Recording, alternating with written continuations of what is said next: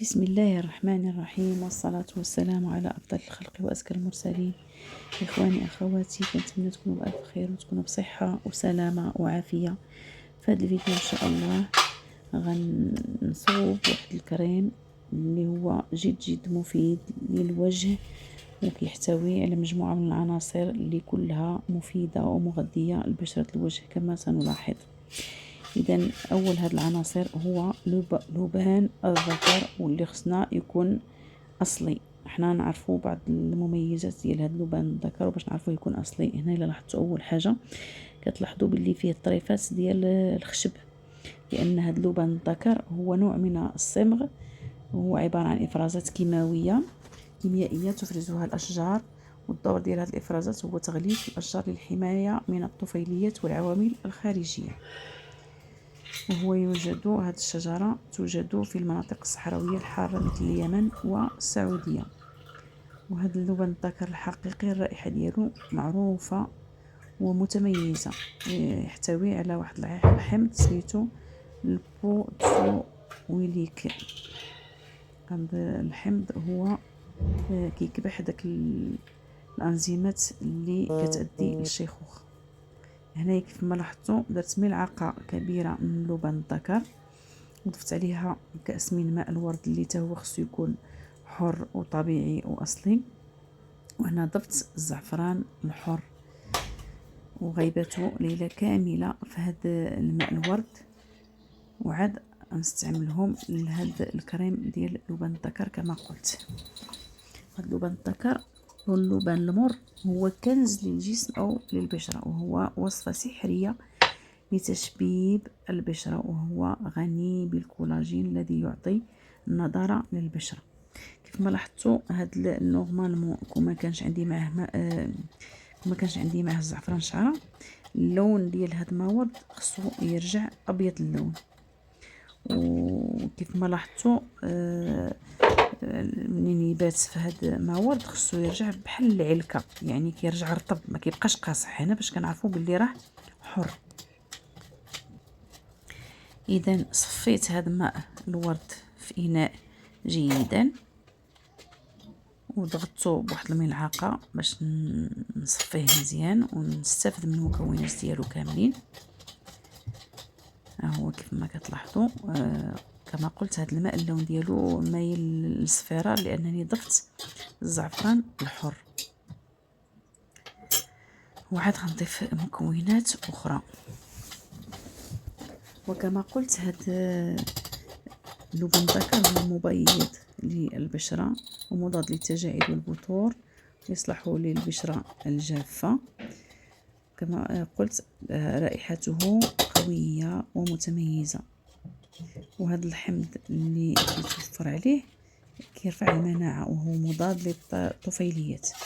هناك من يستعمله للشرب. هذا لبن الذكر كما قلت خصو يكون أصلي متأكد منه الواحد، ويصلح أيضا للبخور، فهو يؤخر الشيخوخة ويحافظ على شباب البشرة كما قلت. وهناك كثير جدا من المواد التجميلية التي يدخل في تركيبها. ضفت ملعقة كبيرة من النشا مع داك الكأس ديال ماء الورد، ودرته في حمام ماريون، وكنستمر في التحريك حتى يصير القوام ديالو كريمي، يعني مثل الكريم. كما كتلاحظوا ضروري من التحريك المستمر باش ما يوقعوليش فيه تكتلات.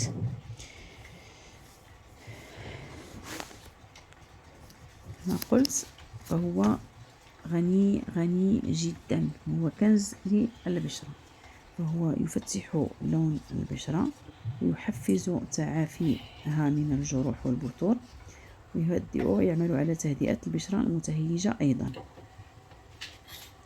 ودخلت في هذا المكون أيضا ماء الورد، فهو ماء الورد خصنا كما قلت خصو يكون أصلي وتكونوا متأكدين منه، وهو يخفف أيضا من تهيج البشرة ومضاد للبكتيريا، ويحتوي أيضا على مضادات أكسدة تساعد على تغذية بشرة الوجه وترطيبها وزيادة نضارتها. أيضا ضفت كما لاحظتوا لحد الآن عندي هنايا لبن الذكر وماء الورد والنشا. النشا أيضا يحافظ على شباب البشرة ويساعد على إخفاء علامات الشيخوخة ويعمل على تفتيح الجلد. إذا كما لاحظتوا ضروري من التحريك الجيد.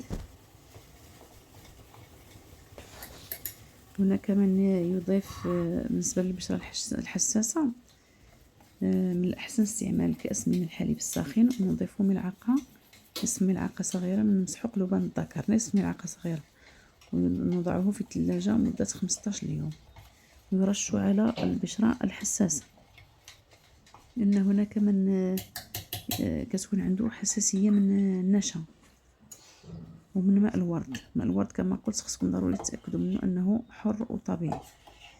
نستمر في التحريك حتى نحصل على قوام مثل الكريم، وبعد ذلك نضعه لكي يبرد ونضيف بعض الإضافات اللي كتكون اختيارية. هذه الإضافات أنا في هذا الكريم هذا ضفت العسل وضفت زيت السمسم. كنت يلا طحنت السمسم بالآلة الكهربائية، وبقى لي ترسبات في واحد الإناء ديال زيت السمسم، وضفت تقريبا نصف ملعقة صغيرة من زيت السلسل. يمكن إضافة زيت الكوك أو زيت اللوز الحلو أو زيت أرغان حسب المتوفر. إذا أستمر بالتحريك كما تلاحظون حتى أحصل على هذا القوام. يمكن لكم تعزلوا القوام اللي بغيتو، وبعد ذلك أضيف كما قلت هنايا نضيف هنايا من بعد ما برد غنضيف له نقطتين من فيتامين او.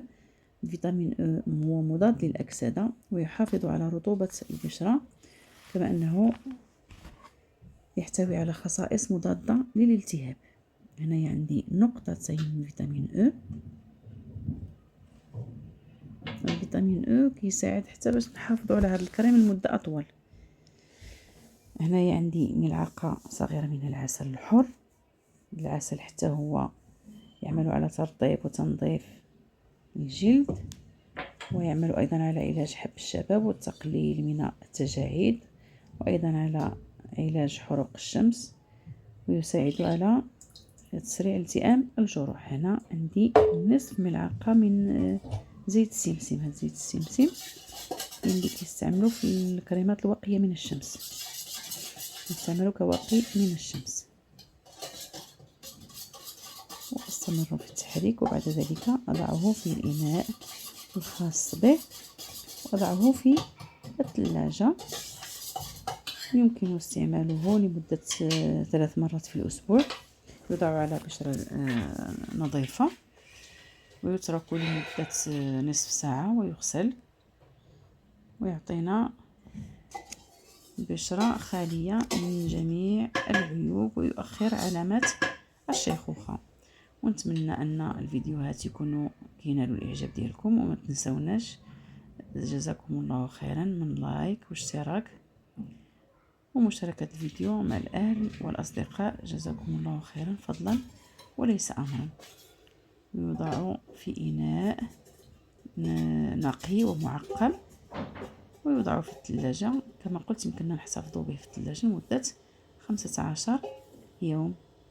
يمكن لكم هاد القياسات هادو ديروا النصف ديالها.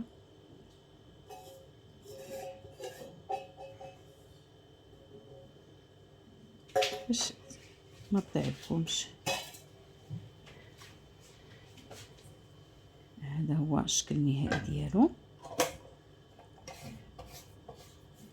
يتم غلق الإناء كما قلت ووضعه في الثلاجة.